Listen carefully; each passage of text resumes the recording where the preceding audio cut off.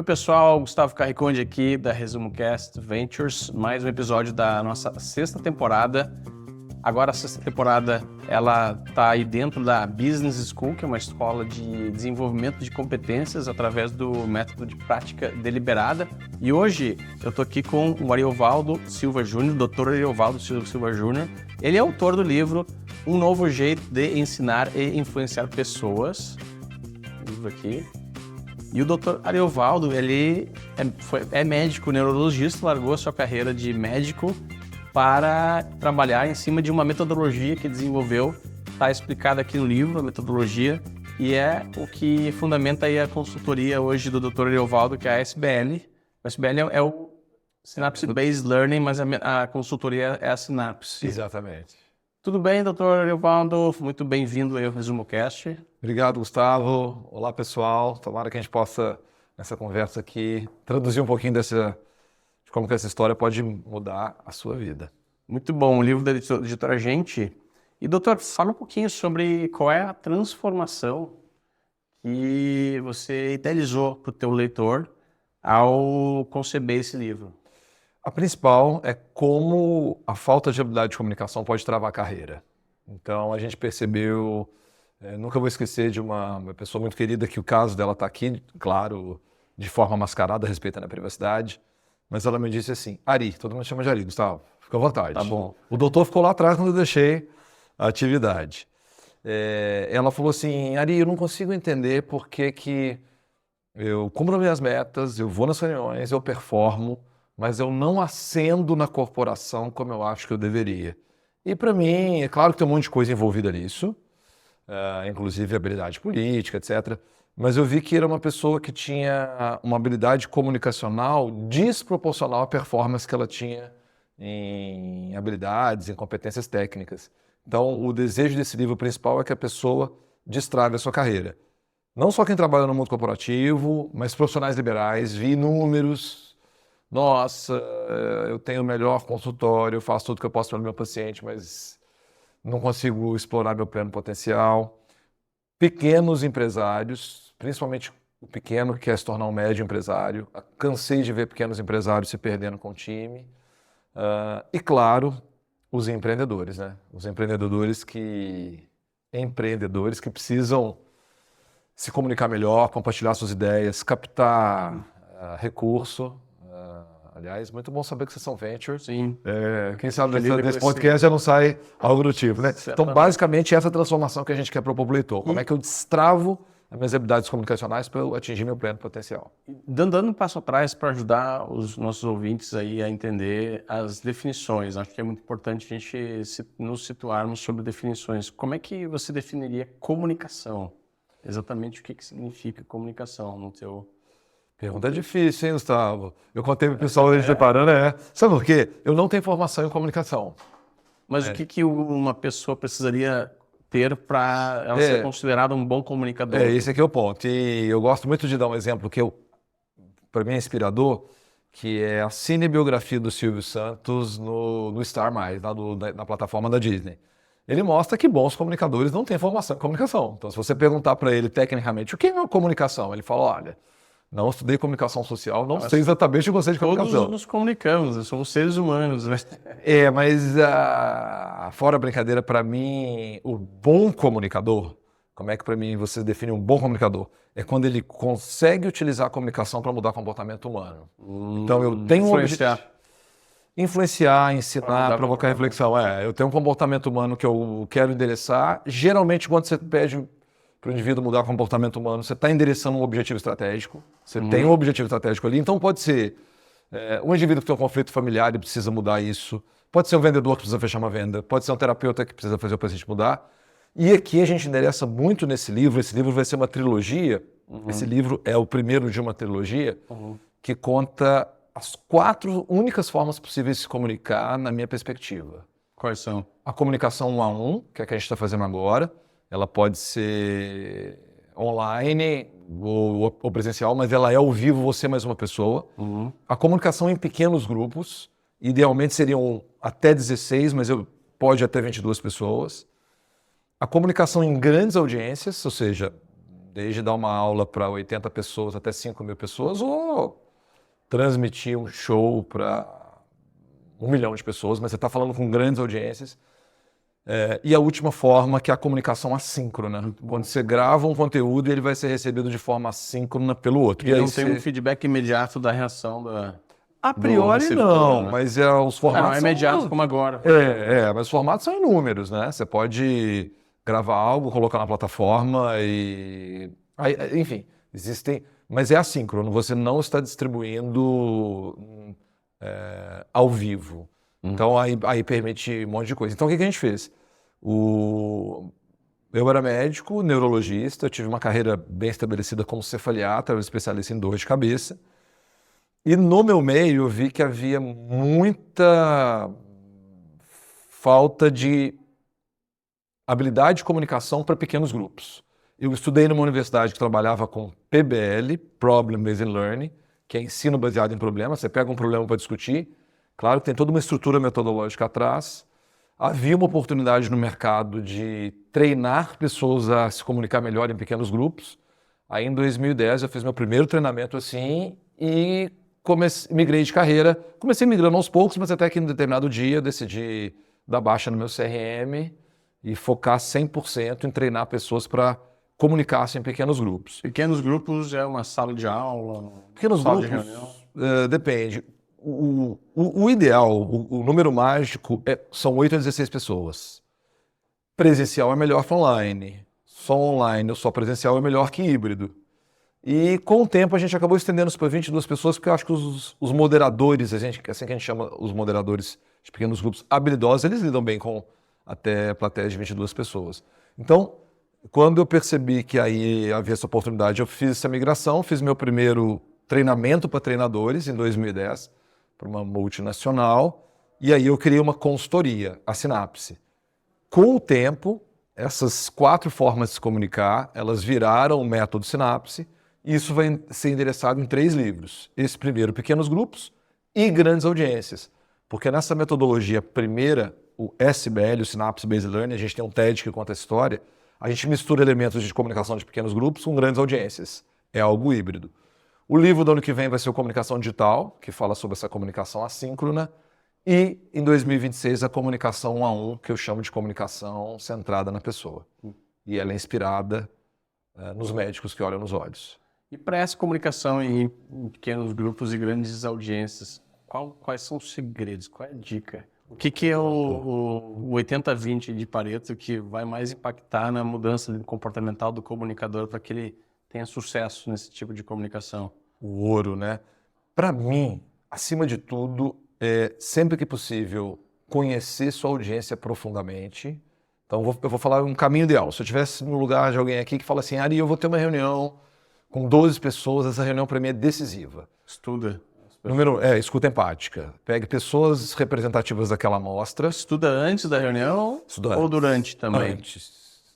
A gente tem um protocolo antes, durante e depois, mas no protocolo antes. Pesquisando. Quem são essas pessoas? Faz uma escuta empática, tenta conversar meia hora com uma delas. E aí tenta coletar que tipo de evidências aí? Problemas que elas enfrentam? Problema principalmente, qual é o ponto de dor? O que dói para essas pessoas? Então me chamam para um projeto, você vai falar para um grupo tal. Eu peço para o cliente, posso conversar com pessoas que representam as que estarão lá? Pode.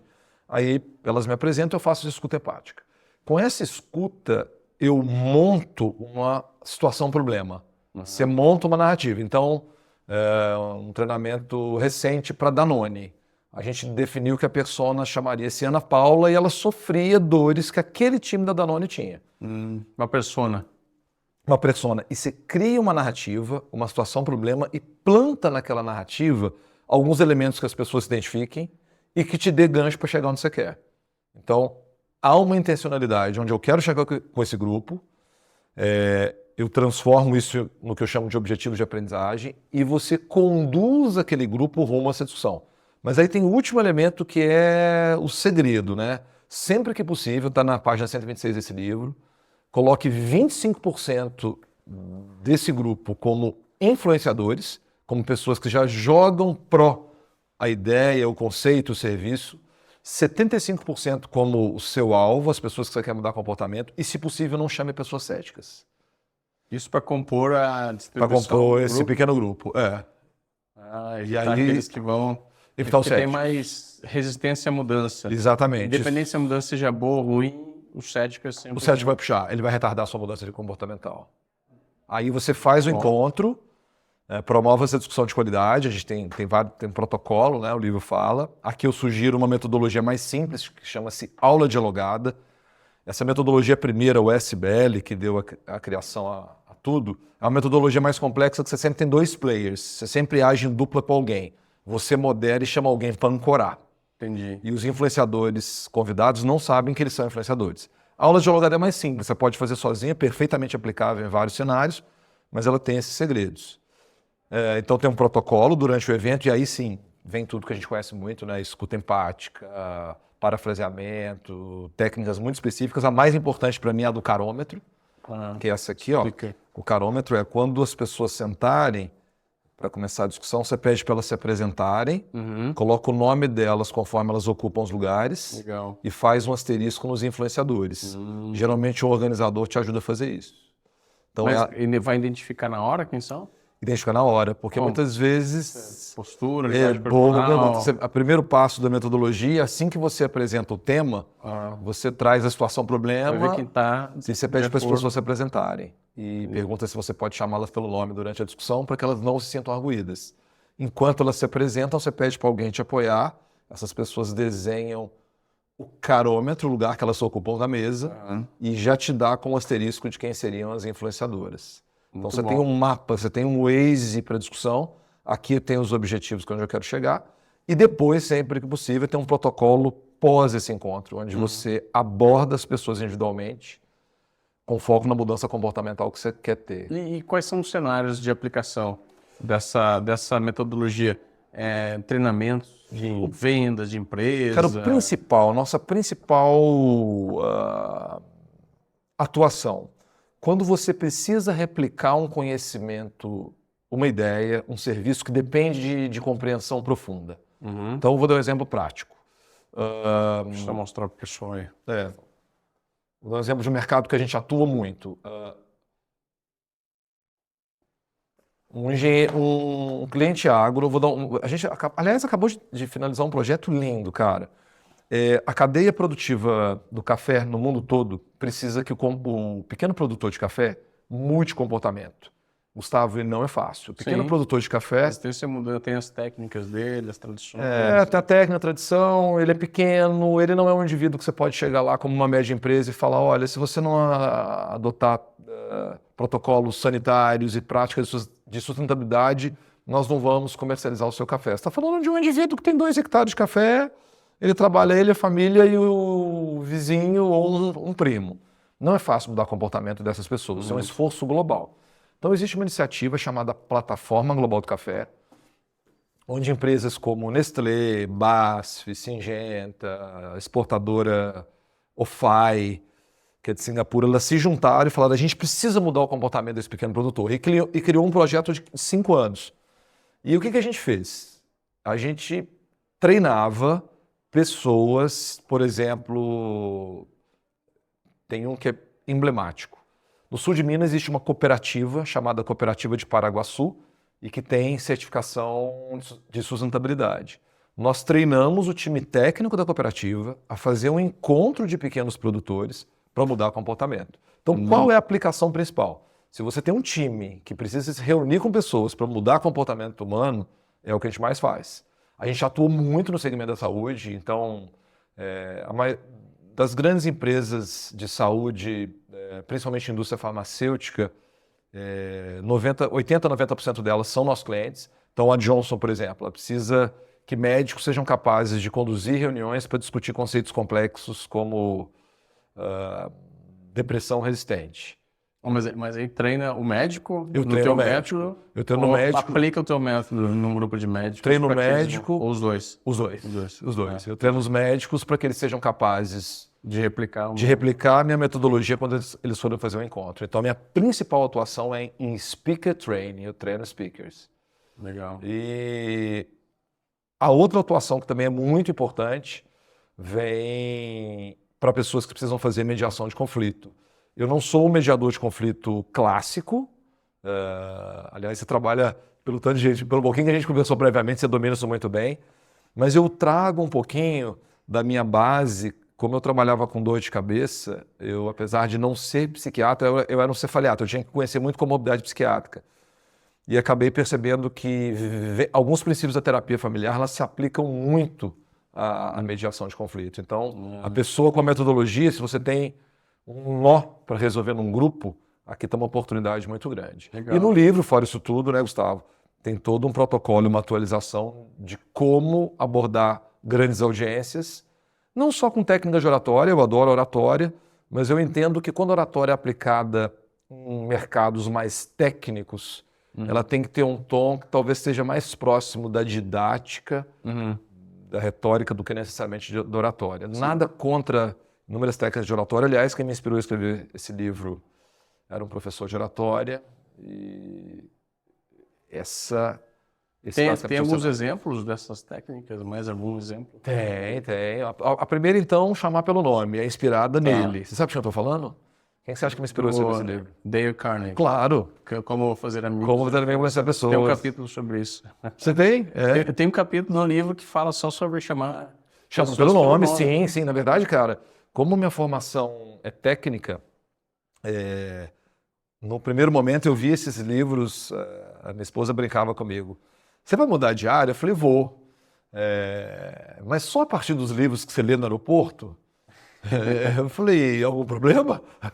E quando eu comecei a olhar, a gente via esses livros de uma forma mais assim, pô, isso aqui é meio autoajuda, isso não é legal. E, cara, o Como Fazer Amigos, né? A primeira vez que eu li a frase, o seu nome é a palavra mais doce que você pode ouvir, aquilo me encantou. E eu fui atrás e li a biografia do Dale Carnegie. Na verdade, o Dale, não sei se você sabe da história, ele fez pedagogia, ele vem do meio oeste americano, fez pedagogia, e nos Estados Unidos, diferente daqui, é muito comum copas de debate, né? Ele já tinha um clube de debate no ensino médio. Então, na escola, não é uma faculdade de pedagogia como a brasileira, que tem muitas viés, né? Se aprende cultura americana. Ele trabalhou no mundo corporativo como vendedor em algumas empresas, ele acha que ele não foi bem, e ele fez teatro em Nova York, quando formou, e não se encaixava profissionalmente. Até que a Associação Cristã de Moços vira para ele assim, ó, se você quiser montar um curso de oratória aqui à noite, metade para você, metade para a gente, fica à vontade. Ele montou o curso, ele teve uma sacada no curso, ele percebeu que o mundo dos negócios moderno exigia habilidades comunicacionais, exigia um jeito de ser que não era só aquele jeito vitoriano, aquele jeito inglês que era disciplina, rigor. E com essa sacada, ele escreve alguns livros antes de chegar no famoso livro azul, né? No Como Fazer Amigo e Influenciar Pessoas. Então, a primeira técnica que a gente usa sempre começa o que você vai falar dizendo, hoje o tema é esse, eu queria fazer uma discussão baseada em problema, e queria, antes de trazer o problema, saber se eu pedir para vocês se apresentarem. Assim que as pessoas se apresentam, você desenha um carômetro, coloca ele de frente para você na tela. Quem desenha? Não é o speaker. Alguém que te apoia. Alguém vai estar ali. Alguém vai estar com você. E aí essa pessoa faz um asterisco nos influenciadores. Ela vai perceber quem é. Então. Ou ela tem informação prévia. Entendi. Se ela não tiver paciência, você coloca o carômetro de frente, então você abre, se possível, um notebook, coloca o carômetro em cima do teclado, ninguém vai ver, e aí você começa a chamar as pessoas pelo nome. Isso cria um magnetismo. É muito comum pessoas estarem no evento e falar, nossa, mas... Sim. Como é que ele guardou meu nome? Assim, no final você guarda, né? No final guarda. Tem umas técnicas para guardar, memorização. Hoje em dia eu não consigo nem entender minha cabeça mais. Eu guardo o nome de todo mundo. E todos. Filho, enfim. É prática. Já pratica uma eu vez, acho que outra e tal. O cérebro, na verdade, quando ele começa a perceber que você tem... o cérebro, quando ele percebe... Porque as pessoas falam muito isso, né? Tá no divertidamente. Por que toda informação nova desce naquele cilindro da Hurley, né? A maioria é deletada e algumas vão para a memória de longo prazo. Então você tem uma memória de curto prazo, guarda de 7 a 9 itens e deleta a maioria das coisas. E tem uma memória de longo prazo que tem uma capacidade ainda não conhecida. Sim. Quando o seu cérebro percebe que alguma informação é estratégica para a sua sobrevivência, sim, ele passa a jogar pela memória de longo prazo. Então as pessoas que trabalham com pessoas, você começa a perceber que, eu lembro que... Vou dar um exemplo da pessoa que nos conectou, que foi a Eliana, né? Hoje, nos bastidores, ela me contou que é palmeirense. Esse dado é decisivo para quem trabalha com pessoas. E se você sabe memorizar, passam 10 anos, lembra aquele dia que você me falou? Então, isso é muito importante. E aí, quando as pessoas se sentem chamadas pelo nome, você olha nos olhos, principalmente quando quem conduz o evento tem um relevo em relação aos demais. Eu acho que o que eu mais consegui com essa metodologia é que as pessoas elas se sentiam anônimas, né? Eu estou num evento com o doutor fulano e eu sou ninguém. A partir do momento que ele te chama pelo nome, muda tudo. Muda tudo. Então, chamar pelo nome... E como é que é algumas dicas para identificar quem são os influenciadores? Legal. A maior limitação de quando você não tem informações prévias é que vai ser tudo ao vivo. Então, quando eu dou aula para universidades, por exemplo, universidade nem é o caso. Na universidade ele não tem como separar o influenciador dos demais. Mas a gente inspirou uma professora que ela percebeu que colocando bons alunos com eventuais repetentes podia melhorar. E ela fez um experimento de mestrado. Agora, quando você não tem informação prévia, vai para o segundo item que a gente trabalha aqui, que veio do William Ury. A sua capacidade, né, o grande mediador de conflitos de Harvard, que mostra que você tem que ter uma capacidade de manter um olho no gato, que é a discussão verbal, você não pode perder o diálogo, mas um ente de você tem que ir para o mezanino e ficar de olho no rato, que é a leitura de como as pessoas estão. Então, como é que eu modelo? Eu estou com um carômetro desenhado aqui. Eu estou te ouvindo, conversando com você, e minha visão periférica está vendo a reação não verbal das outras pessoas. Eu sinto quem é uma oportunidade, sinto quem é uma ameaça, sempre perguntas abertas se possível, parafraseando o que o último falou, sistematizando o que foi dito para ajudar as pessoas a fazer sinapse, senão elas começam a achar que é papo de doido, né? E sempre que possível, colocando as pessoas ombro a ombro, legitimando quem nunca tem oportunidade de participar. Tomar muito cuidado se no grupo não tem fóbicos sociais, que ficam muito desavontade de ser chamados. O ideal para participar de uma atividade assim é que as pessoas tenham uma informação prévia. E cuidado com a armadilha do disfuncional. O disfuncional vai te desqualificar. E aí é um indivíduo bem complicado de lidar. E como lidar com o influenciador, como uma oportunidade, como provocá-lo, como é que você usa ele para te ajudar na dinâmica? O que eu faço? Na verdade, ele vai estar se ajudando e ajudando os outros. Né? A gente pode ficar pensando, manipulação. Não, mas é uma dinâmica que vai promover ali, vai emergir um conhecimento, uma mudança transformacional que vai ser bom. Sim, por exemplo, nesse caso dos produtores de café, a gente tinha o seguinte diagnóstico. Os produtores de café não ouvem as mulheres e a nova geração. A sucessão. A nova geração fala, pai, não vou ficar nessa vida que você está. Não vou ficar na roça. Eu quero ir para a cidade. Né? E a mulher, muito influenciadora da tomada de decisão, as mulheres, principalmente no item sustentabilidade, a gente acabou se tornando referência nisso, em ensino de sustentabilidade. Eu fiquei 1 ano na Holanda, onde eu comecei meu pós-doutorado, para estudar isso. A gente queria dar voz para essas pessoas, só que você tem um jeito de fazer. O que a gente faz? Depois que a gente apresenta a situação-problema, a gente faz uma pergunta como um hook. Pessoal, eu trouxe essa situação-problema para vocês, queria discuti-la com vocês hoje e queria saber se eu posso chamá-las pelo nome. Não se sintam arguídas. Eu vou chamá-las pelo nome para promover a interação. Isso é muito importante. Quem não sabe ter esse rapport, desanda. Aí você faz um primeiro bloco introdutório para ativar conhecimentos prévios e trazer algum tipo de conhecimento novo. No diálogo 1, esse é o fluxo da aula dialogada, você traz a situação-problema e chama o grupo para fazer um diagnóstico daquilo. Então você sabe mais ou menos onde você quer chegar, mas você provoca o grupo para refletir. O que está causando esse problema aqui? No caso da Danone, qual é o problema da Ana Paula? E isso é o diagnóstico? É um diagnóstico conjunto. Para entender o conhecimento prévio que eles têm e percepção. Para entender conhecimento prévio, para percepção, mas acima de tudo, para que o grupo se sinta à vontade, tenha uma troca entre pares que ele fala, cara, eu nunca participei de uma discussão como essa. Senão, um grande erro das pessoas é muito direto ao ponto. Então, primeiro, o grupo engajado, envolvido, tivemos uma discussão de diagnóstico, de causa raiz, que foi ótima. Aí eu vou para um segundo bloco teórico, que eu chamo de conceitos principais. Aí eu trago o conceito que eu precisava. No diálogo 2, quando eu vou discutir solução, eu já sei quem são os influenciadores. Então, a hora que você pergunta para o indivíduo, Gustavo, como é que foi essa sacada de resumir livros? Para quem não tem tempo. Imagina você Aí falando... já começa perguntando pro influenciador, para ele... Aí você pergunta para o influenciador, aí ele dá a entendi. prova social. Ele fala, olha, o que eu ouço muito? Eu não sou um grande cientista, eu sou um indivíduo prático do dia a dia, mas, por exemplo, nesse caso, os produtores rurais. Quando uma mulher levanta a mão e fala, olha, eu falei 1000 vezes com o meu marido que se a gente tivesse mais capricho e tivesse uma casinha para não misturar defensivo agrícola com a ração dos animais, isso mudaria tudo, mas ele não me ouviu. Ela, depois que ele teve que ouvir isso de uma pessoa de fora, isso é um caso real, a exportadora de café veio aqui, deu para ele a casinha e agora a gente usa. O que a gente aprendeu com essa metodologia, que o que mais ensina, o que mais muda o comportamento é o exemplo. Aí quando você vê o vizinho fazer, ele fala, cara, é possível. Vem um indivíduo de sustentabilidade e fala, seu José, mas eu já falei com o senhor, eu vou dar o dinheiro para o senhor fazer a casinha, seu José. Ele fala, nunca intoxiquei. O meu pai não intoxicava. Aliás, passava uma mosquinha aqui, ó, a gente joga o veneno e ninguém tem problema. Quando ele vê, eu não vou ficar fazendo esse tanto de planilha, esse tanto de coisa, não. Depois aí, vocês falam de sustentabilidade, mas na hora de pagar pelo meu café, vocês pagam a mixaria. Me dá essa trabalheira toda para não pagar mais nada, não vou fazer isso não. Aí quando você fala para ele, quando ele ouve, mas o meu vizinho faz?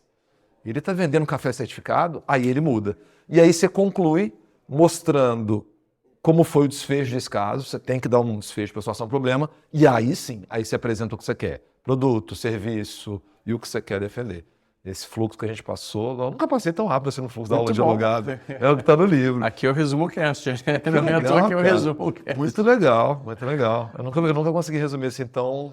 Não. Bom, sinto honrado. A gente está quantas horas falando? Temos alguns minutos aí. Mas olha, foi rápido. Tá tranquilo o tempo aqui. E o que faltou de importante do livro aqui? Que não pode deixar de... Claro, não vai entregar tudo, porque as pessoas elas precisam comprar o livro e... Não precisam. Gustavo, Mais sabe o que eu tenho?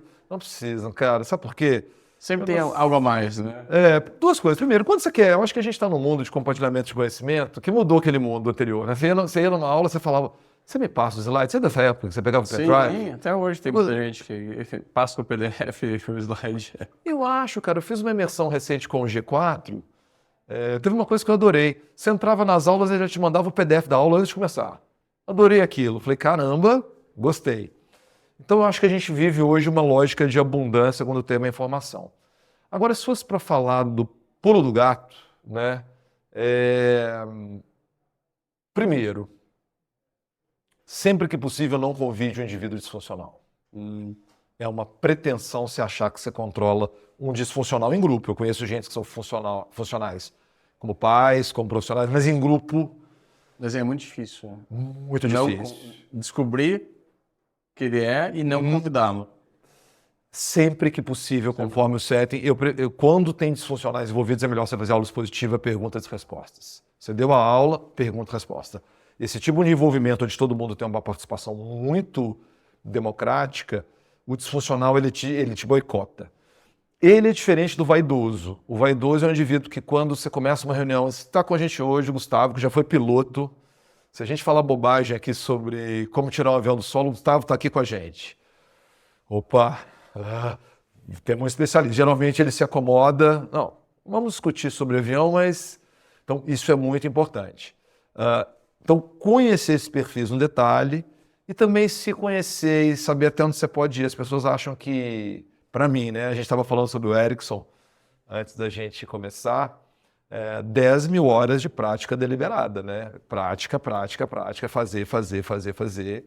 E aí, com o tempo, você pega. Então, as pessoas acham que você vai errar, vai dar errado, vai dar problema, mas... Com o tempo você pega e se ajeita. E acho que esse é o futuro. Quem não passar por isso aqui...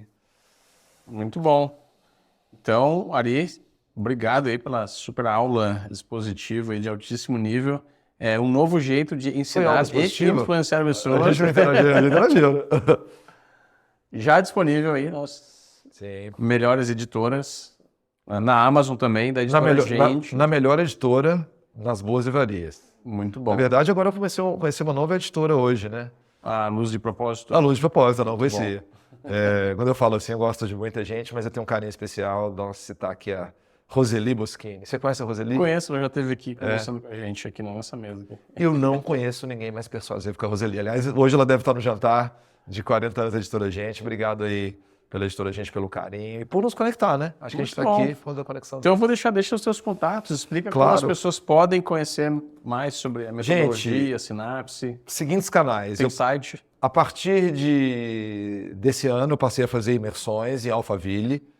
Lá em Alphaville eu fui atender o Flávio Augusto, acabei vendo que eu precisava de estar lá, então tem as imersões presenciais. A gente lança a partir do mês que vem os nossos cursos online, a gente não tinha aberto, né? Então vai estar na Hotmart, etc. Eu passei a fazer palestras, então se você se interessou, acha que faz sentido uma palestra para você, eu faço mentoria individual. E acima disso tudo, que é fácil, tem o Instagram, @professor Ariovaldo, que eu falo mais como professor Ariovaldo, como pessoa física. E no nosso LinkedIn, também como Ariovaldo, eu falo mais da empresa, da Sinapse Consultoria. Então, a Sinapse, isso é mais em modelo de negócio, a gente chama consultoria no modelo boutique. Ficamos aqui em São Paulo, temos uma sede aqui facinho de acessar.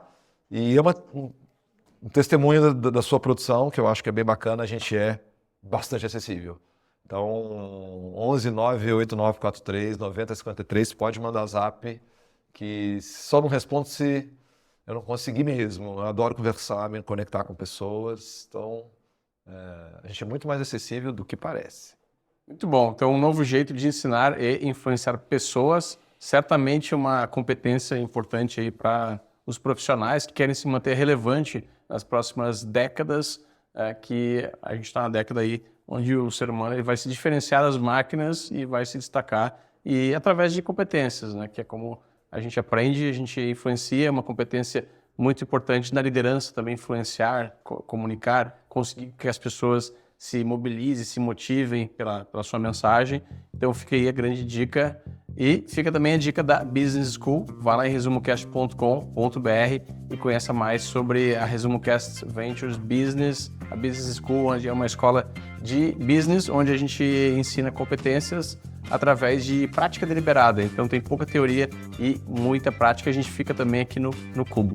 Até o próximo ResumoCast, na 6ª temporada. Lembrando que se você gostou do nosso conteúdo, deixe um comentário, compartilhe ou comente aí qual é o livro que você quer ver no próximo episódio aqui do ResumoCast, na 6ª temporada. Obrigado e até a próxima.